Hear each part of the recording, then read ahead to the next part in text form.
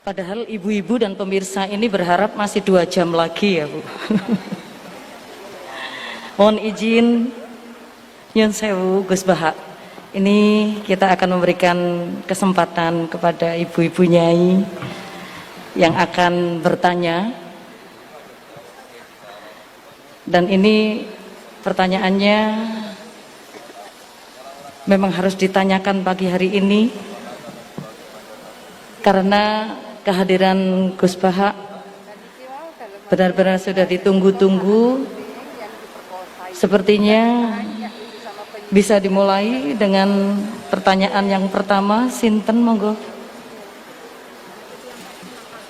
Nggih, monggo.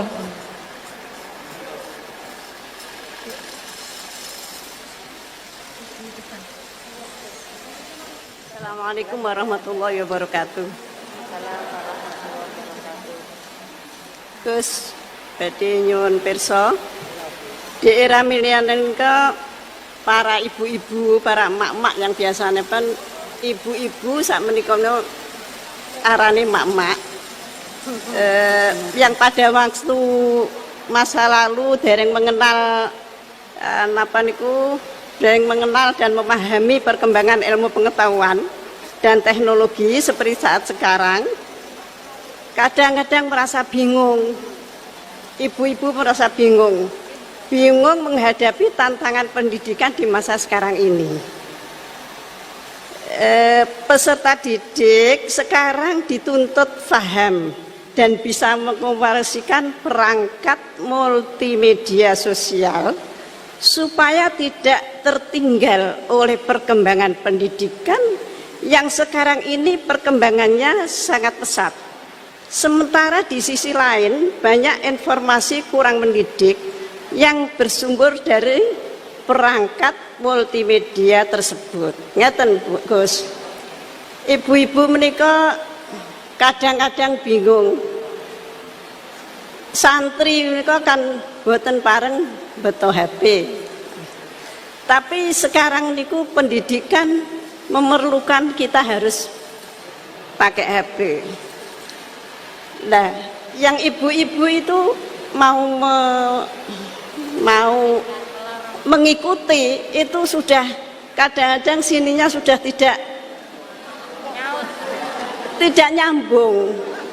Diwarai WA mawon kadang-kadang mboten sakit. Nah, mungkin kalau santri itu sudah mengunci HP-nya, kita tidak ngerti ini bagaimana caranya kalau dikunci, jadi tidak bisa.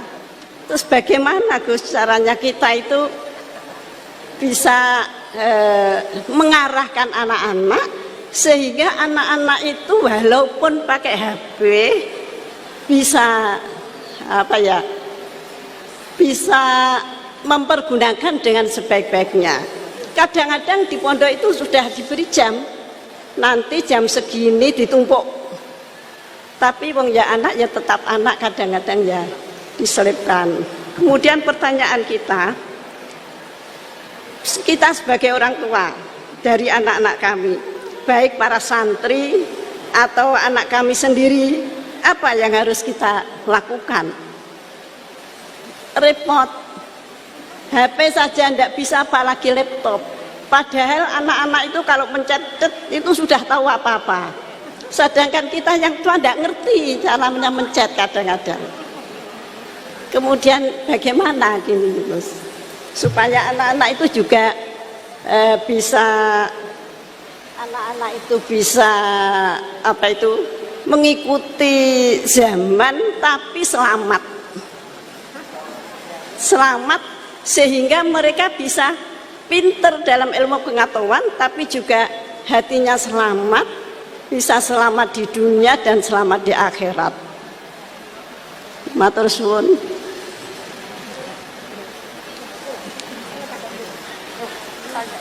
Monggo Gus Baha.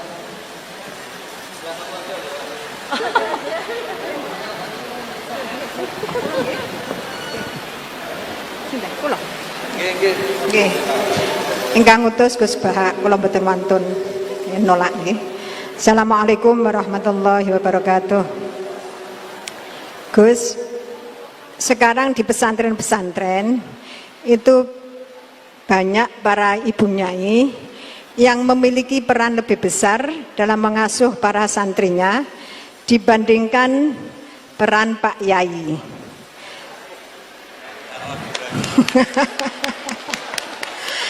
Tapi ketika ada ibu nyai yang namanya tercantum sebagai pengasuh, masih banyak masyarakat yang memandang tabu ini Gus, atau tidak etis. Bahkan dalam sebuah lembaga yayasan, seringkali perempuan-perempuan itu dimarginalkan. Padahal perempuan itu kalau diberi kesempatan luar biasa Gus, laki-laki kalah semuanya.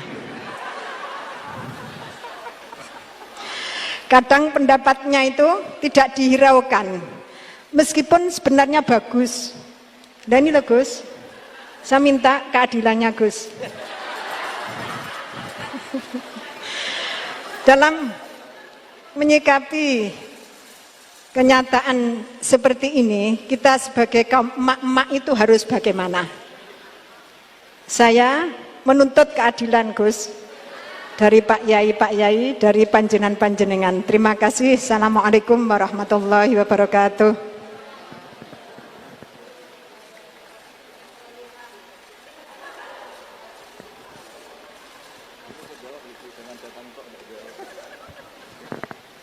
Ya nanti yang ikut jawab Bu Gubernur ini kan masa mau jadi pemimpin tidak mau jawab problemnya. Udah datang pakai helikopter, ada pertanyaan nggak mau jawab. Saya ini ganjarannya sudah terlalu banyak, 5:30 sudah datang, nanti diminta ikut meletakkan batu pertama ya.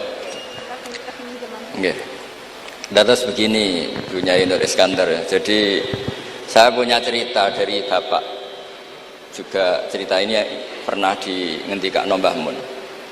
Ada filosofi ilmiah yang nggak bisa diganggu gugat.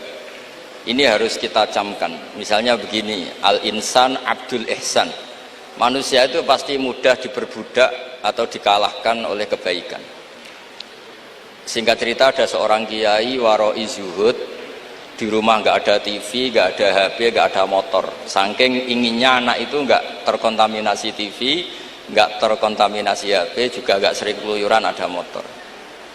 Tapi apa yang terjadi? Anaknya ini malah pertama punya HP atau memakai HP dipinjemin temannya. Kebetulan temannya itu tidak sholat. Pertama naik motor juga dipinjemin orangnya yang nggak sholat. Pertama tahu TV juga di tetangga, komunitas keluarga yang tidak sholat.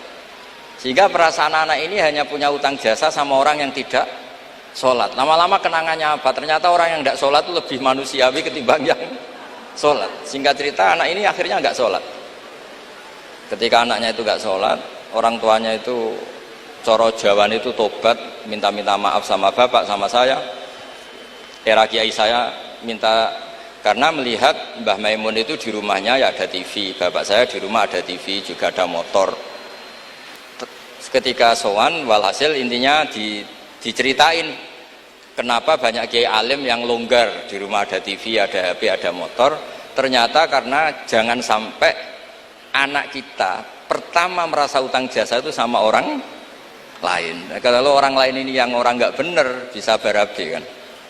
Nah pondok juga gitu, kalau terlalu ketat HP, terlalu ketat apa, ternyata HP ini barang mewah, barang wow, kebetulan yang nilai orang lain. Dan akhirnya santri ini merasa utang jasa sama orang. Nah, ya kalau orang lain ini tepaan orang soleh, kalau enggak. Makanya ibu-ibu juga situ, senyum tuh barang mewah. Ternyata bapak-bapak kenangannya sama bakul kopi, tidak sama istrinya. Akhirnya yang diingat ya bakul kopi, karena senyum itu mewah. Ini sekaligus jawab pertanyaan yang enak, minta keadilan. Saya juga minta keadilan. Ya itu sudah komplit, jawaban itu sudah. Pokoknya kita kondisikan al-insan abdul ihsan. Jadi itu tidak bisa ndak. Makanya ngelola anak-anak itu ya harus hati-hati, ngelola istri, ngelola suami, ngelola komunitas masyarakat. Kenapa kiai itu harus dermawan? Kenapa orang baik harus dermawan? Kalau yang dermawan orang fasik, pasti orang fasik ini yang punya pengaruh, karena al-insan abdul ihsan. Makanya ini kembali lagi ke kitab Ar-Risalah tadi. Saya berkali-kali kalau ngaji bilang, tasodaku walau bitol koti wajin. Kamu disuruh sodako meskipun senyum. Senyum itu dalam fikih formal dikatakan sunat. Tapi dalam konteks sudah kompetisi itu bisa wajib. Di rumah nggak pernah ada senyum, di warung kopi ada senyum terus. Kira-kira menang mana? Sama. Ketemu preman disuguhi kopi senyum, sowan kiai diamu itok. Akhirnya masyarakat mau ke preman karena di sini lebih dimanusiakan ketimbang kalau sowan kiai dimarah-marahin tok. Akhirnya konsep Nabi Tolkoti Wajin tidak lagi kita katakan sunnah tapi wajib. Makanya berarti ibu-ibu senyum sama suaminya wajib. Tapi kalau disenyumin terus ya wong lanang ya dablek itu dikira agak pernah salah. Berarti marah juga. Ya sudah, tidak usah diwajibkan, sudah dilakukan, alhamdulillah. Jadi menurut saya ngadepi fenomena sosial apapun kita harus punya kaidah ilmiah yang permanen, yaitu al-insan abdul ihsan. Semuanya fikih, semuanya solusi, semuanya teori itu pasti kembali ke situ. Kalau kita lebih menarik karena ihsan kita, pasti orang ke kita. Tapi kalau kita jeblok secara sosial, ya dibayangkan Allah itu walau kunta faturolidal qalbi lan faddu min hauli. Kalau seorang pemimpin itu kok wangkot, angkuh, tidak simpatik, pasti lan faddu min haulik, pasti orang itu bubar. Jadi itu jawaban umum, tapi insya Allah menjadi solusi untuk ngelola anak kita. Saya sampai sekarang itu ya biasa ngedusi anak saya, jalan-jalan sama anak saya, supaya utang jasanya anak itu sama orang tuanya. Istri saya itu keluarga Sidogiri. Itu saya pernah bilang, kalau anak saya minta uang jajan meskipun saya tidur agar dibangunin oleh anak saya. Kata istri saya kan yaitu nanti melatih dak sopan. Tapi akhirnya saya beri penjelasan secara ilmiah. Yang wajib jajano anak itu orang tuanya, jangan sampai ganggu mbak-mbak atau kangkang. Sehingga korbannya ya harus saya, bukan orang lain. Jadi kita harus kadang-kadang lebih bicara ilmu ketimbang akhlak. Apa artinya anak kita berakhlak sama orang tua, tapi anak kita pas mau jajan ngel-ngel orang lain. Nah hal-hal seperti itu supaya apa? Anak kita punya kenangan, saya bisa jajan karena bapak saya bisa jajan karena dituruti bapak saya. Tapi kalau kenangannya sama tetangga, dan kebetulan tetangga kita misalnya kurang baik, maka nurutnya sama tetangga yang kurang baik ini. Jadi ini menurut saya, ini karena masalah ijtihad. Neng anak boleh gak setuju ya karena ini masalah ijtihad, tapi harus setuju satu-satu diundang kok ora dituruti fatwane kan. Tapi jelas kaidahnya itu tadi pegang al-insan abdul ihsan, sehingga kita bisa ngelola gimana orang-orang baik itu berjasa. Makanya ketika Rasulullah SAW masyhur itu, inna hadatin irtadaituhu li nafsi wala yusliha li hadatini illa sakha wa husnul khuluq. Agama ini sudah final, cuma yang bisa mengawal agama ini hanya dua, yaitu dermawan dan husnul khuluq. Jangan sampai orang lain yang nggak benar lebih berempati, lebih dermawan, sementara yang soleh kurang dermawan atau kurang empati, sehingga kompetisinya orang soleh ini kalah. Ya saya kira demikian. Ini mohon terakhir, mohon assalamualaikum warahmatullahi wabarakatuh. Warahmatullahi